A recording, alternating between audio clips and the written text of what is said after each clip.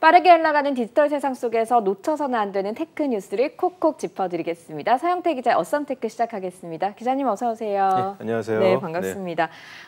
대한항공이랑 네. 아시아나 합병 소식 한참 전에 들려온 것 같은데 지금 어느 시점에 와 있나, 어디쯤 진행이 됐나 궁금했거든요. 오늘 그 소식 갖고 오셨다고요. 정말 한참 전에 3년째 지금 질질 끌고 있어요. 그런데 이번 3분기에 어떻게든 결론이 날 것 같아가지고 그래서 제가 한번 리뷰 차원에서 오늘 대한항공과 아시아나 항공 이슈를 이야기해볼까 해요. 오늘 우리나라 항공업계의 운명을 결정할 일이잖아요. 그래서 한번 이야기를 해볼까 합니다. 일단 그 히스토리를 좀 얘기를 드리자면은 아시아나 항공은 1988년 서울 올림픽 때 출범을 했죠.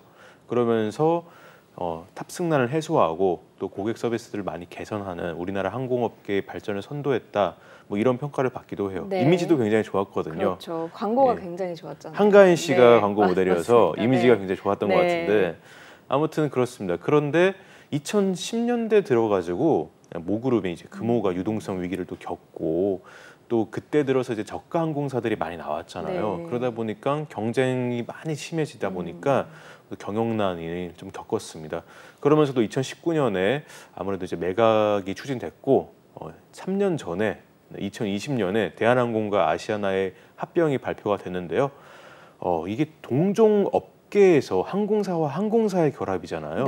이럴 경우에는 시장 지배력이라는 게 대한항공이 다 가져가게 되니까 또 그러다 보면 또 가격이 오를 수 있고요. 소비자가 불편을 겪고 또 화물운송 같은 경우는 기업이 또 운임을 또 걱정을 해야 되고 그런 상황들이 오고 또 서비스 품질도 좀 저하되지 않을까. 아무래도 경쟁자가 없다 보면은 그런 우려가 있다 보니까 이렇게 동종업계의 기업 결합 같은 경우는 굉장히 까다롭게 심사를 하거든요. 해외 경쟁 당국 총 14개 나라에서 이렇게 또 심사를 했는데 다행히도 11개의 나라에서는 승인을 하기로 했어요. 이제 남은 거는 일본이랑 미국이랑 유럽이 이렇게 딱 세 곳인데 이 중에서 한 곳이라도 안 돼, 합병하지 마 하면은 물거품이 됩니다. 3년간의 노력이. 그럼 지금은 얼마 전에 기사가 나왔던 거는 같거든요. 지금은 어떻게 진행이 되고 있어요? 일단은 일본, 미국, 유럽 다 3달 혹은 4달 내로 발표가 될 것 같은데 일본이 제일 먼저 나올 것 같아요. 근데 일본은 좀 긍정적으로 보게 됩니다. 일본 같은 경우는 이번 달 7월에 승인을 해줄 것 같은데 지난달에 대한항공이 이제 독과점 우려가 있으니까 이걸 어떻게 해소하겠다 그런 방안을 담은 최종 보고서를 일본 경쟁 당국에 제출을 했고요. 일본 같은 경우는 이제 30일 이내로 결론 내니까 이번 달인데 왜 좀 긍정적이냐면은 일본 노선 같은 경우는 이미 독과점 우려가 없어요. 일본에 한국 사람들 워낙 많이 가잖아요. 저가 항공사들 노선이 다 이미 진출되어 있단 말이죠. 저가 항공사들이. 그러니까 이미 경쟁 환경이다 보니까 뭐 독과점 우려가 크게 없고 그리고 일본에서도 일본 항공이랑 전일본 공수 항공사 2개를 좀 합병하려는 그런 가능성이 있거든요. 그러니까 뭐 자국 내 항공사들도 합치려면은 또 우리나라 항공사도 또 오케이 해줘야겠죠. 뭐 그러다 보니까 일본 같은 경우는 무난하게 통과가 되지 않을까 생각하고 있습니다.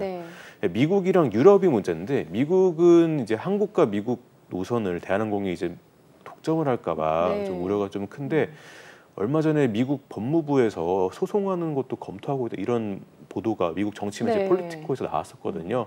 그래서 좀 우려를 샀었는데 실제로 그 법무부가 미국 내 자국 항공사 둘의 인수합병에 태클 걸고 이런 사례들은 좀 있었거든요. 그것 때문에 좀 우려가 됐고 유럽 같은 경우는 얼마 전에 이제 그 조사 과정을 잠깐 중단하고 심사 기한을 연기하겠다라는 보도가 발표가 있었기 때문에 그 불과 며칠 전이거든요.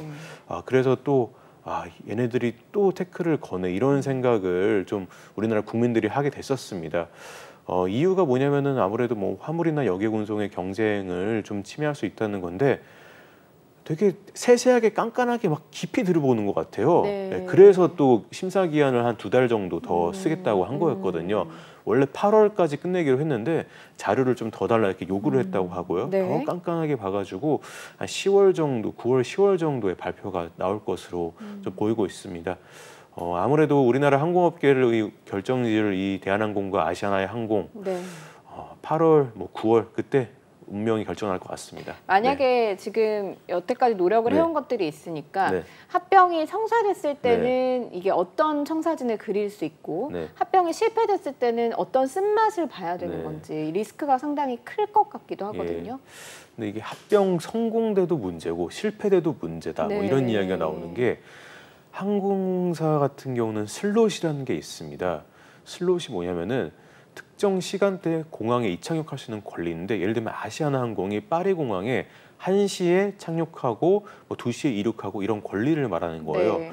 근데 미국이랑 유럽 등에서 물론 영국이랑 중국도 많은 요구를 했지만은 슬롯의 반납에 대해서 이걸 좀 반납해라. 우리나라 항공사들한테 줘라. 이런 요구를 하는 거거든요. 왜냐하면 아시아나항공이 기존 슬롯을 그대로 갖고 있으면은 이게 독과점의 시장 지배력이 너무 강해지니까 이걸 반납해서 줘라 하는 건데 이 슬롯이라는 게 되게 항공사는 중요한 자산이에요. 왜냐하면은 승객들이 비행기를 타고 싶어하는 시간들이 있잖아요. 사실은 우리가 누구나 다 밤 비행기 타기 싫어하고 새벽 비행기 타기 싫어하고 딱 보통 비행기 타면 오전에 일찍 타고 싶어하는 곳도 있고 딱 선호하는 시간이 있거든요. 나라마다 또 다르기도 하고. 그렇죠. 나라마다 다를 수 있죠.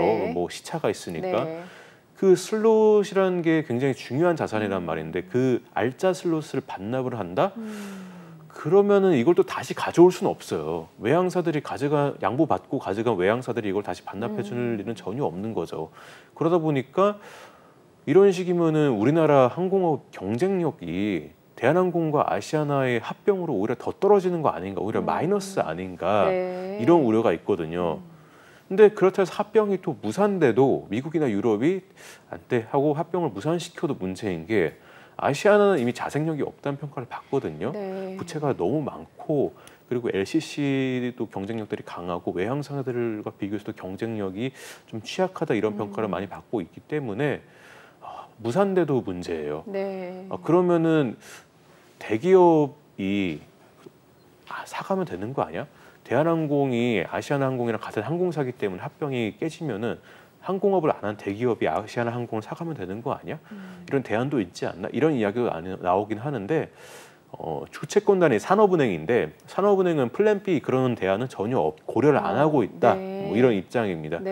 지금은 합병이 지금 올인하고 있고 그런 거 전혀 고려 안 하고 있다는 입장이고 또 한진그룹 역시도 대한항공의 모그룹 한진그룹 역시도 우리는 100% 다 걸었고 무엇이든 포기하겠다, 성사시키겠다 이런 입장이기 때문에 어떻게든 성사로 올인했는데 안 되면 어떻게 될지 그건 또 후속 보도를 또 해야겠습니다.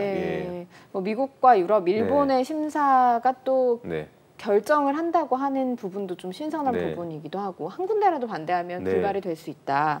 그리고 이게 합병이 돼도 문제 안 돼도 문제지만 어쨌든 올인을 한 이상은 되는 방향으로 갈 것 같다라는 생각이 들기는 하는데 조금 더 지켜봐야 되는 부분들이 잘 있는 풀려야 거고요. 합니다. 뭐 최근에 뭐 아시아나 조종사나 대한항공 조종사나 임금 협상 얘기도 있고 한데 그것 때문에 파업이니 쟁이니 이런 얘기도 있고 한데 또 항공업이 여러모로 어려운 가운데 우리 국민들께서 좀 자주 잘 지켜봐 주셔야 될 것 같습니다. 알겠습니다. 후속 보도도 좀 기다려 보겠습니다. 오늘 말씀 여기까지 듣겠습니다. 고맙습니다. 감사합니다.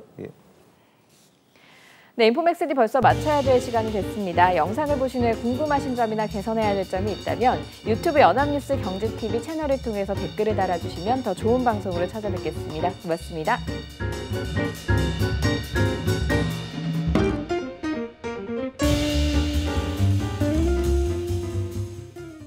안녕하세요. 인포맥스D 아나운서 강래원입니다. 더 많은 실시간 경제 뉴스와 경제 정보를 알고 싶으시다면 오른쪽 구독 버튼을 눌러주세요.